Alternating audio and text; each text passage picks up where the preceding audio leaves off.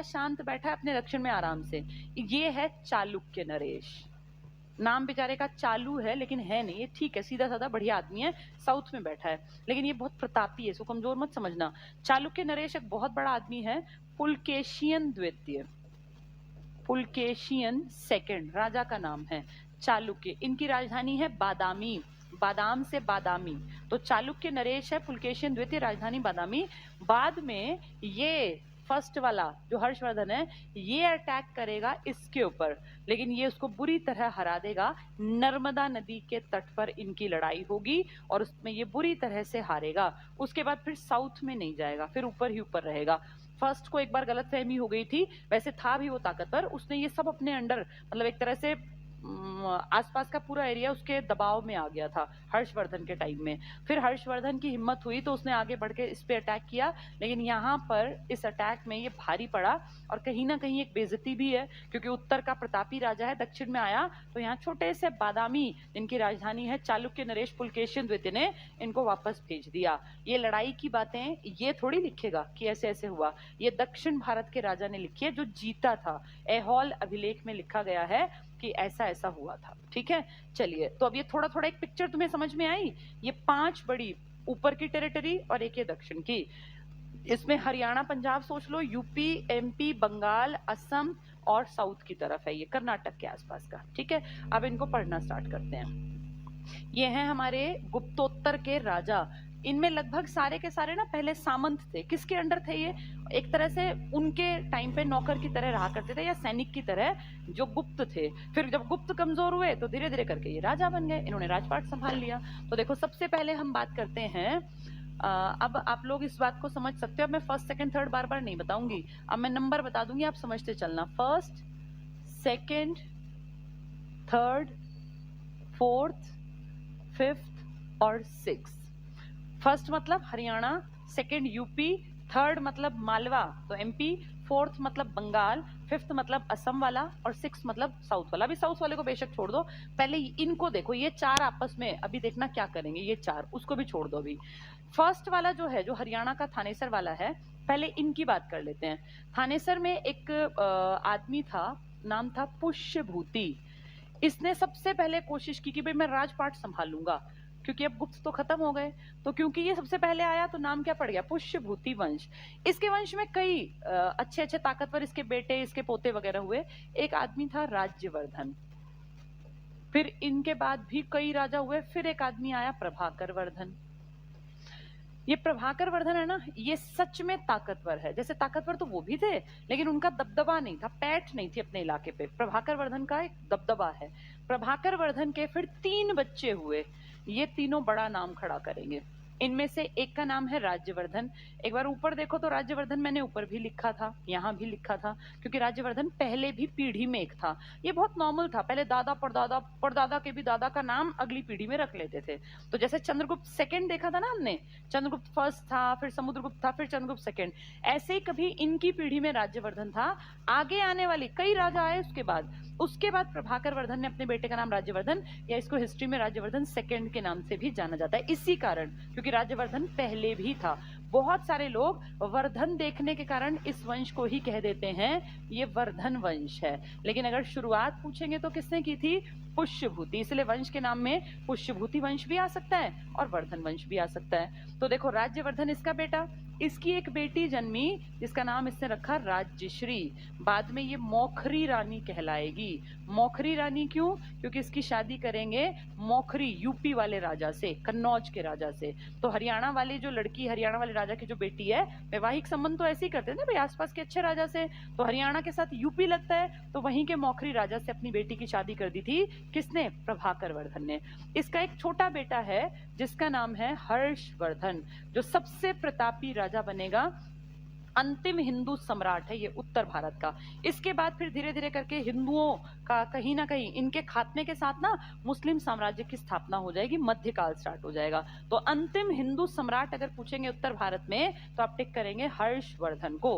हर्षवर्धन किसका बेटा है? प्रभाकर वर्धन का। कितने भाई बहन है? 3। बड़ा भाई, ये बड़ी बहन, ये सबसे छोटा, बहुत छोटा। और ऐसी विपदा आन पड़ी इसके ऊपर, देखो कहाँ तो समृद्ध परिवार का लड़का था, ऐसी विपदा आन पड़ी कि महज 16 साल में पिताजी भी गुजर गए, भाई का भी मर्डर कर दिया, बहन विधवा हो गई। सारी जिम्मेदारी अचानक से किसके कंधों पर आन गिरी? हर्षवर्धन। और हर्षवर्धन 16 साल का वो यंग लड़का, इतना बढ़िया तरीके से उसने राजपाट संभाला कि आज देखो उनको पढ़ा जा रहा है। आज उनके बारे में हम कह रहे हैं अंतिम हिंदू सम्राट था। तो ये होता है कि जिम्मेदारी में कुछ लोग तो टूट जाते हैं और कुछ जिम्मेदारी में ऐसे उभरते हैं कि वो इतिहास रच जाते हैं। हर्षवर्धन का एग्जाम्पल आपके सामने है। अब क्या हुआ, ध्यान से कहानी सुनो। ये पुष्यभूति की फैमिली का मैंने एक ट्री बना दिया ताकि तुम्हें समझ में आए।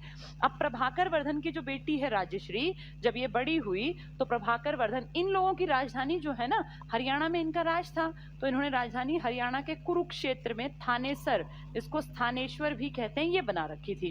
आराम से अपना राजपाट था। हरियाणा की उपजाऊ मिट्टी इनकी थी, पंजाब इनके पास था, तो खूब नदियां, खूब, यहाँ देखा जाए तो उस टाइम में धान गेहूं सब कुछ तो होता होगा। एक समृद्ध अमीर इलाका था ये, लेकिन टेरिटरी बड़ी नहीं थी, बस इतने तक सीमित था। इन्होंने अपनी बेटी जब बड़ी हुई तो इसकी शादी, भाई आसपास कहाँ कौन बढ़िया राजा जिससे शादी कर दे, तो हरियाणा से लगता ही तो है यूपी, एक नदी तो बीच में है बस, ये यमुना नदी। तो यूपी का एक राजा था जिसकी राजधानी थी कन्नौज। तो कन्नौज वाले राजा, और राजा का नाम था गृहवर्मा या गृहवर्मन, ये यहाँ अपनी बेटी का रिश्ता लेके जाते हैं। और क्योंकि लड़का अच्छा था, अच्छा परिवार, खाता पीता, यूपी भी अच्छा अमीर इलाका था, समृद्ध था, तो ये राजी हो जाते हैं। यानी हरियाणा के राजा राज्यश्री, थानेसर के राजा राज्यश्री अपनी बेटी की शादी यूपी के कन्नौज के राजा के बेटे गृहवर्मा से कर देते हैं। तो अब इनकी रिश्तेदारी हरियाणा वालों की यूपी वालों की, सब कुछ बढ़िया चल रहा है, बहुत बढ़िया। अब इसी दौर में शादी करने के बाद पिताजी एज्ड हैं, एक्सपायर हो जाते हैं प्रभाकर वर्धन, तो राजपाट किसके हाथ में आता है? राज्यवर्धन सेकंड के हाथ में। तो राज्यवर्धन की सिस्टर की शादी हो गई, भाई छोटा है, बढ़िया तरीके से राजपाट चल रहा है। उसी दौर में सब कुछ ठीक ठाक चल रहा था। एक महाशैतान दिमाग का आदमी जिसने वो बोधि वृक्ष भी कटवाया था, कौन था वो? शशांक। गॉड नरेश है शशांक, बंगाल के इलाके में गॉड नरेश शशांक प्लानिंग करता है। शशांक किसके साथ प्लानिंग करता है? इसके साथ, मालवा के राजा के साथ। मालवा का राजा है जिसका नाम है देवगुप्त, और कहता है कि यार देवगुप्त, तेरी देख प्रॉपर्टी जो है, तू यहाँ क्यों बैठा है, तेरे ऊपर इतना ज्यादा ये बढ़िया इलाका है यूपी का, इसके ऊपर अटैक कर दे, और अगर ये राजा मर गया तो तू इसको हड़प सकता है। तो ये लालच मन में पैदा कर दिया शशांक ने, जो कि चालाक आदमी है। देवगुप्त जो है, इसको भी लगा हाँ बढ़िया है, यूपी तो बहुत बहुत अच्छा, अगर कहीं इंडिया में सबसे उपजाऊ तो ये तो हरियाणा था, हरियाणा मतलब पंजाब भी, और यह यूपी था, तो हरियाणा और यूपी वालों की तो आपस में रिश्तेदारी है।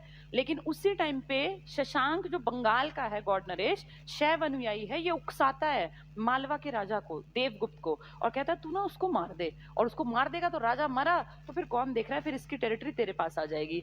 ये देवगुप्त और शशांक मिलके इस आदमी को मार डालते हैं, कन्नौज के राजा को। कौन है वो? गृहवर्मा।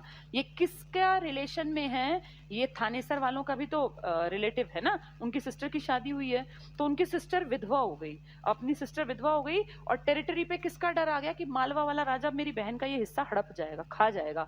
तो तुरंत जैसे ही भाई को पता चला, भाई ने चढ़ाई कर दी कि भाई ऐसे कैसे, हम जो हमारी सिस्टर है उसका हस्बैंड मार दिया, लेकिन उसकी प्रॉपर्टी पे थोड़ी आके बैठ जाएंगे।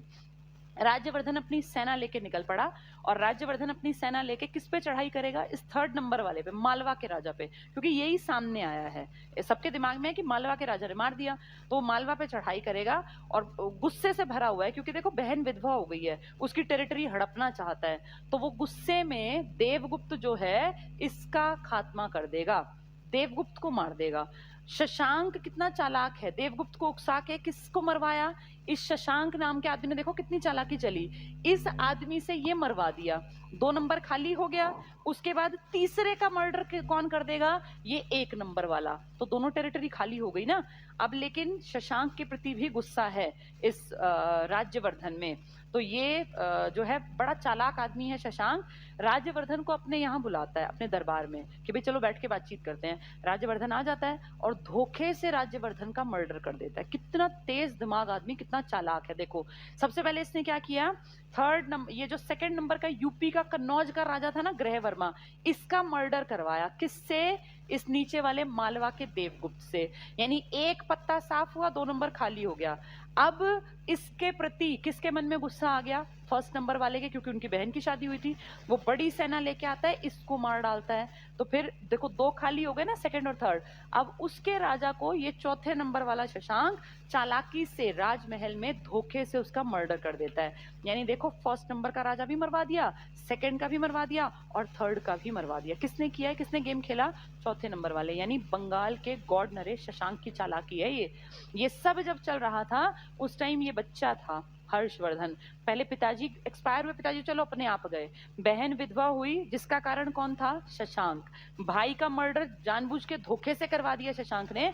ये सब किसके मन में बैठ गई बात? हर्षवर्धन। और हर्षवर्धन जो 590 ईस्वी में जन्मा था, 590 एडी में, 606 ईस्वी में राज तिलक करवाया। कोई बचा ही नहीं घर में, तो 16 साल के इस लड़के ने राज तिलक करवाया और तुरंत राजा बनते ही सीधे चढ़ाई कर दी कि सबसे पहले मुझे बदला लेना है अपने बाप की, बाप तो नहीं, अपने पिता, ये बड़े भाई की मौत का, और अपनी बहन जो कि वहां से, अच्छा हाँ, इसकी बहन को ना बंदी बना लिया, पकड़ के और बंदी बना लिया। कहते हैं बड़ी मुश्किल से वहां से छूट के इसकी बहन भाग गई सती होने के लिए विंध्याचल पर्वतों में। तो एक बड़ी फौज लेके गुस्से से भरा हुआ 16 साल का ये लड़का चढ़ाई कर देता है, टारगेट बनाता है किसको? शशांक को, क्योंकि शशांक सारे फसाद की जड़ है। शशांक ने ही चुगली कर करके कभी किसी को सिखाया, कभी किसी को सिखाया, फाइनली सबका नुकसान किया।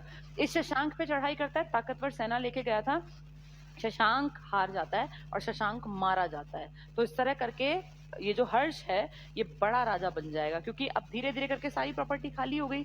बहुत खोजबीन करता है, बहन नहीं मिलती। फिर कोई बताता है कि इसकी बहन को विंध्याचल के जंगलों के पास देखा गया। यहाँ विंध्याचल के पहाड़ है ना, विंध्याचल की पहाड़ियां जो उत्तर भारत को दक्षिण भारत से अलग करती हैं। तो अपनी बहन जैसे ही पता चलता है तो अपनी बहन को ढूंढता है ये। और भाई बड़ी सिस्टर थी, जैसे पिताजी ने बहुत लाड़ प्यार से सारे बच्चे पाल पोस के बड़े किए थे, अपनी सिस्टर को लाता है, बहलाता है, समझाता है उसको कि भाई कोई बात नहीं, तेरा हस्बैंड मर गया तो, लेकिन तू जो है राजपाट संभालेगी। और अपनी बहन को लेके आता है वापस, उसको ऐसे जैसे वो पहले रहती थी पिताजी के दौर में वैसे एक अच्छा जीवन देता है। और फिर देखता है कि बहन की प्रॉपर्टी, अब जीजा तो एक्सपायर हो गए, उनका कोई बच्चा था नहीं, तो जो जीजा की प्रॉपर्टी है वो इसी को तो मिलेगी ना, यही राजा बनेगा। तो फिर ये डिसाइड करता है कि अगर मैं थानेसर में बैठा रहूंगा तो फिर कहीं ना कहीं विद्रोह होते रहेंगे, क्योंकि कन्नौज तो एक ऐसा मेन पॉइंट है जिसपे हर किसी की नजर अटैक करेगा कोई ना कोई।